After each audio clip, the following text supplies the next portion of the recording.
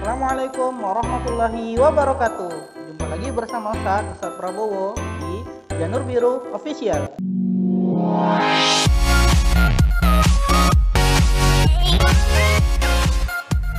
Baik, apa kabar anak-anak Ustadz hari ini? Alhamdulillah, semoga semua dalam lindungan Allah. Jangan lupa ya, kalau keluar rumah tetap pakai masker. Apapun aktivitas kita, lakukan cuci tangan sebelum dan sesudah aktivitas kita, ya, agar kita terlindung dari COVID-19 yang sedang mewabah.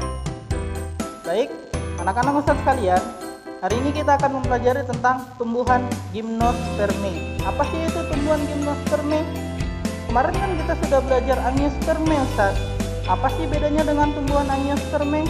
Kemudian bagaimana sih perkembangbiakan tumbuhan Gymnospermae? Nah, itulah yang akan kita pelajari hari ini. Baik, anak Ustadz, sebelum kita masuk ke tumbuhan Gymnospermae, kita akan mempelajari tentang Angiospermae. Kita akan mengulang tentang materi kita sebelumnya, ya. Perbedaan tumbuhan Gymnospermae dengan Angiospermae adalah tumbuhan Angiospermae itu berkembang biak dengan cara dia tumbuhannya ada bunganya.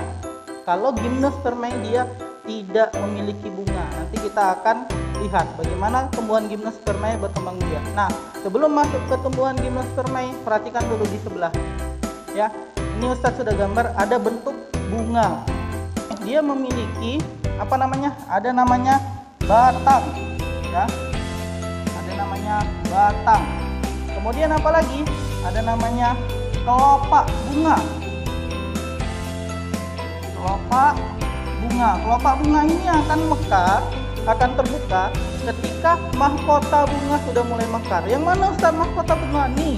Kalau anak-anak Ustaz melihat bunga yang warna-warni itu loh, ya kan? Yang cantik itu loh, itu yang disebut dengan mahkota, ya.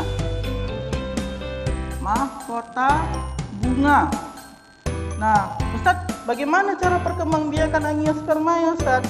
Yang sebelumnya, Ustaz. Nah, perhatikan anak-anak Ustaz. Perkembangbiakan dengan cara bunga, dia perkembangbiakan seksual. Ada yang namanya terbuk sari dan ada yang namanya kepala putik, ya.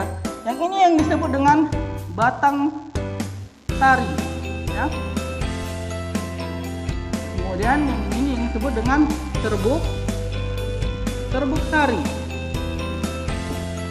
Kemudian ini disebut dengan batang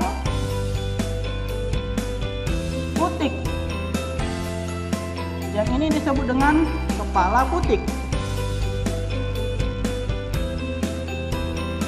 Nah, setelah serbuk sari, ya, setelah serbuk sari terbang, ya kan? Kemarin kita sudah belajar tentang bagaimana serbuk sari itu mengalami penyerbukan ke kepala putik, terbang menyentuh kepala putik. Dia akan menghasilkan yang namanya bakal biji, ya, atau biasa kita sebut dengan bakal buah. Di mana dia bakal buahnya, Ustaz? Di sini dia bakal buah. Bakal buah. Nah, itulah dia tumbuhan Angiospermae. Dia menggunakan bunga. Ya, selanjutnya kita akan lihat bagaimana tumbuhan Gymnospermae. Baik. Lalu bagaimana dengan tumbuhan Gymnospermae, Ustaz? Apa sih bedanya dengan Angiospermae? Angiospermae tadi pakai bunga. Ada nggak yang tidak punya bunga tumbuhan? Ada. Contohnya seperti apa?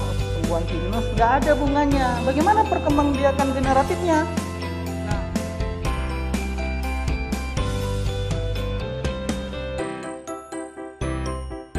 Nah, perkembangan generatif tumbuhan Gymnospermae dengan cara ada yang namanya strobilus, ya.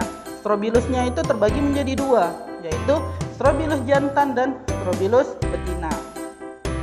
Strobilus jantan, sel-selnya mengalami pembelahan meiosis menghasilkan mikrospora. Lalu mikrospora akan berkembang menjadi yang namanya serbuk sari. Strobilus betina memiliki megasporofil. Bagian dari megasporofil ini memiliki yang namanya bakal biji. Setiap bakal biji memiliki yang namanya megasporongium. Nah, setiap megasporongium ini akan membelah secara meiosis menghasilkan megaspora, ya. Kemudian megaspora ini akan berkembang terus menghasilkan sel telur.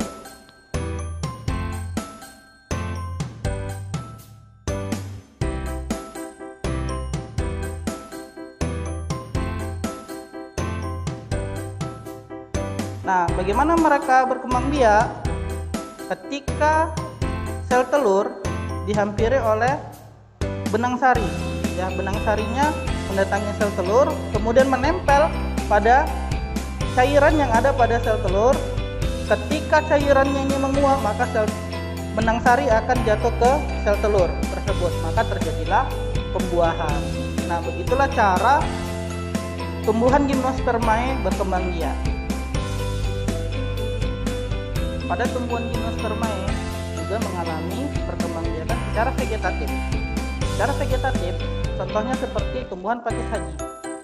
Dia berkembang biak dengan cara bertunas atau disebut juga dengan bulbil. Atau seperti tumbuhan paku. Tumbuhan paku juga berkembang biak secara vegetatif, yaitu dengan tunas, tapi tunasnya ada di akar.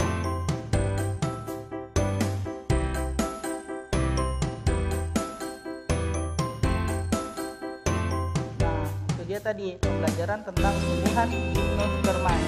Bagaimana perbedaannya dengan Angiospermae?